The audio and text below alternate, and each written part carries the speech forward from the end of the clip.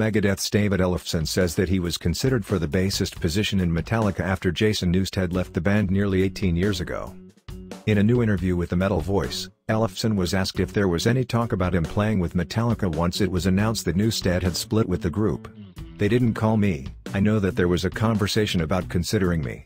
I know Lars, Ulrich, Metallica drummer, and Dave, Mustaine, Megadeth mainman, had chatted, 'cause Metallica were putting their short list together.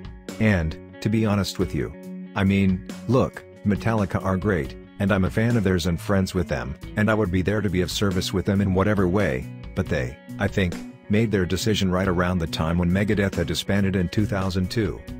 Would you have liked to have seen David Ellefson in Metallica? Tell us your thoughts down below."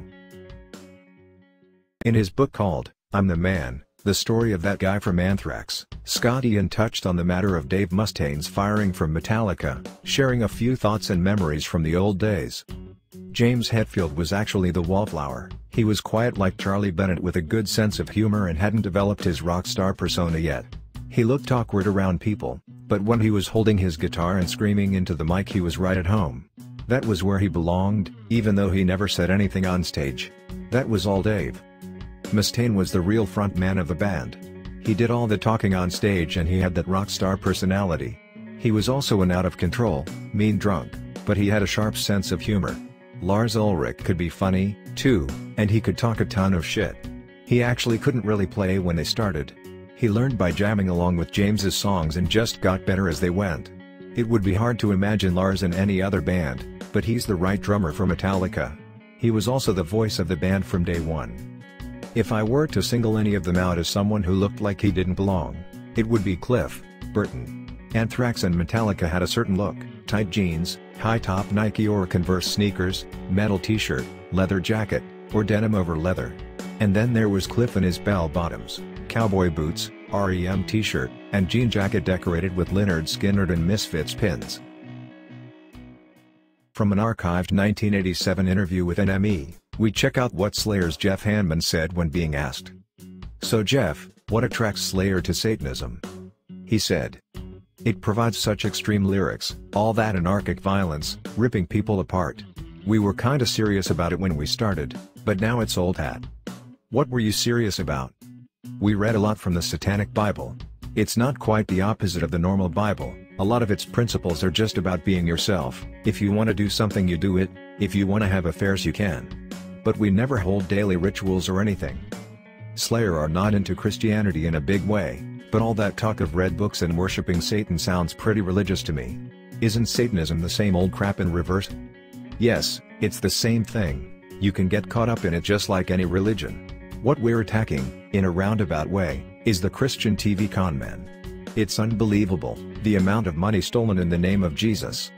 There are good commercial reasons why the media and the metal industry stay way clear of Satanism, but bands like Metallica, Megadeth and Anthrax just think it's ridiculous. Well, a lot of it is quite ridiculous, but you don't think of it as a pose, it's just something to write about which is way over the top, and is an easy way of offending people. During a recent interview, Slayer guitarist Kerry King talked about censorship, discussing the band's recent live debut in Singapore, and being banned to play certain songs by the government due to religious beliefs. He said, "I think religion is just a big farce, and I think people use it as a crutch as opposed to dealing with the problems in their lives." This is what he said. We just played Singapore for the first time, and like the day before we played, we got there, a couple days early, I guess, do some press or whatever, and the night before we played, we found out the government came in and said, "Okay, here's 5 songs, you can't play these songs." And I thought to myself, how oppressed is your country when you're scared of music and you think by us playing this song, things are going to happen to your children? It just doesn't make sense to me. But even in the Western world, like in the States or whatever, you always have problems. Well, in the States, I know in California we had bus benches, we had like advertisements on bus benches, and one city had them all pulled. It blows me away because common sense to me is like, if that offends you, don't look at it. Maybe somebody else won't be offended. And it's just ironic in this day and age, things like that can still happen. Is it still important for a band like Slayer nowadays to offend people? I don't even think we're trying to. I just think, you know, we're making up music that we like and writing about subjects that we like, and it just upsets people. I mean, I knew when we did Jihad that we're gonna have to answer for it, and that's okay. But, you know, all the other ones, like, I didn't write Cult because I wanted to. I didn't write Cult because I thought, you know, people are just going to say, oh, these guys are the devil, you know. Cult is how I feel. I think religion is just a big farce, and I think people use it as a crutch as opposed to dealing with the problems in their life, so. I think a lot of people think that Jihad is something like Angel of Death Part 2. Yeah, people, I knew we're going to get the exact kind of response because, you know, it's fresh. People say, how could you write such a song?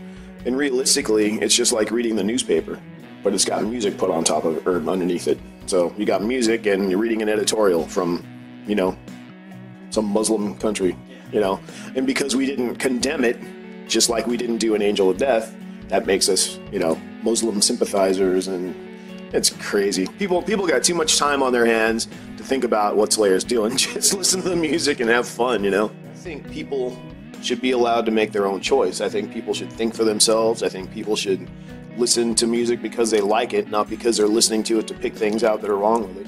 You know, I mean, we're not all adults, but there are children on the planet, and there are people that, you know, shouldn't even be making decisions that do. But you know, I'm all about answering for what I do. You know, like I said about the bus benches, if you don't like music, don't listen to it. If you don't like the TV show, watch another TV show. You know, if you don't like horror movies, go see, you know, go see comedy. You know, there's choices. You don't have to listen to this. It's not like when we put out a record and it's mandatory listening for everyone on the planet. It's not like that. You know, you have a choice. Discussing the importance of rhythm guitar, Slayer guitarist Kerry King shared his thoughts on shredders, saying that their music tends to easily bore him as repetitive. He tells Total Guitar, I think a lot of the shredder-type players, and I don't mean everybody, they're not very good songwriters. Players like Fire Malmsteen spend their time perfecting what they do only as far as leads. Yngwie had a run where he did some good songs, but when it became just about how many notes he can fit in a millisecond. King added, don't get me wrong, he's an amazing player, but after 3 songs, I'm done. He'll just keep doing it faster on a different string. Rhythm guitar is where a song is constructed. If there's a song you like, it's because of that rhythm guitar. The lead stuff at the end of the day is just the icing. During the rest of the chat, King discussed hanging out with friends who aren't into metal, explaining how he still likes goofing around with guitar. When people come over and want to listen to music most people like, say Michael Jackson or something, I'll go pick up the guitar and learn the one Eddie Van Halen played on. I'll do stupid shit like that, he said. There's this song called Push It, which got used in commercials, and I think it's funny to put that on when friends are over, pick up a guitar and play along. Everyone in the house just dies laughing. For clarity, you can turn that into a metal song. Discussing his involvement with Megadeth during the band's early stages, Slayer guitarist Kerry King praised frontman Dave Mustaine's guitar skills, but still said that he can't figure out how anyone put up with Dave's character enough to stay in the band. He told Loudwire, I was one of the lucky people, and there's certainly no offense against Kirk Hammett. Kirk's a wonderful friend of mine, but I was lucky enough to see Metallica with Mustaine. And I say that because it's just a rare thing to be able to say that. I saw them play with Woodstock, and I was so intrigued by Mustaine because he was just ripping on guitar and looking out that way somewhere. And I can't do that to this day. So I was just blown away at his guitar playing. And to find out, I think it was through BC Rich, cause we all played BC Rich back then, I found out that Dave was inquiring if I would play. He continued, at the end of the day, I thought, this is a gigantic learning situation. And I also thought people would see me and know me from Slayer. Cause, I mean, we only went to the Bay Area, we only got up there. So I think, if people saw me, it would at least make them think, Slayer. So I had Slayer's best intentions in mind. I didn't go and say, hey, I want to be in Megadeth. I don't know how anybody can be in Megadeth for more than a couple of hours, cause that guy's crazy. Asked if he had any bad experiences with Mustaine during his short time in the band back in 1984, King replied, "He was cooler back then. I think there's been a lot of drugs and funny extracurriculars between now and then that helped shape who he is today. But it was good times back then. Playing all the venues Slayer played and just, I don't know, playing different music. His stuff is definitely more, I wouldn't say intricate, cause we've got intricate parts too, but it's just, he writes riffs in a very different perspective than I, even after playing with him for a number of months. I wouldn't do it. It's just not my style." In a recent interview, Slayer guitarist Kerry King was asked for his opinion of the Swedish occult rockers Ghost, who share management with Slayer and have toured with King's band in the past. He said, "Dude, I love the imagery. I love it. I just hate the fucking music. I like them as people. You know, they've been on many tours with us. I can't get into their music. And I tried. I wanna like them, and I can't. I got their CD from Brian Slagel from Metal Blade. It was when Gary Holt first started playing with us, and I picked up Gary. And I'm like, Brian said, this is awesome, man. So we put it in, going to practice. It wasn't awesome. It wasn't awesome for me. It wasn't awesome for Gary either. I'm like, well, maybe the first song sucks. And we went to the next one. It's just not for me. I know Ghost is hugely popular, and I'm very happy for their popularity. And, like I said, they're the nicest guys you'll ever meet. It's just not my music. And I've tried so hard." Since then, a nameless school from Ghost responded to what Kerry King said, dismissing any bad blood over Kerry King comments. He said, "I don't even think that what he said was negative. He just said that he didn't like the band, that he didn't like the music. And you know, we're not for everybody. We've never tried to please everybody, so I didn't even see the negative element in what he said. It doesn't change my opinion on Slayer. I've been a Slayer fan ever since I was a kid, and I still love several of their records with all my heart. For me, it wasn't changing anything." In a recent interview, Slayer guitarist Kerry King was asked for his opinion of the Swedish occult rockers Ghost, who share management with Slayer and have toured with King's band in the past. He said, "Dude, I love the imagery. I love it. I just hate the fucking music. I like them as people. You know, they've been on many tours with us. I can't get into their music. And I tried. I wanna like them, and I can't. I got their CD from Brian Slagel from Metal Blade. It was when Gary Holt first started playing with us, and I picked up Gary. And I'm like, Brian said, this is awesome, man. So we put it in, going to practice. It wasn't awesome. It wasn't awesome for me. It wasn't awesome for Gary either.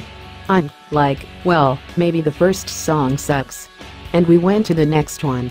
It's just not for me. I know Ghost is hugely popular, and I'm very happy for their popularity. And, like I said, they're the nicest guys you'll ever meet. It's just not my music. And I've tried so hard."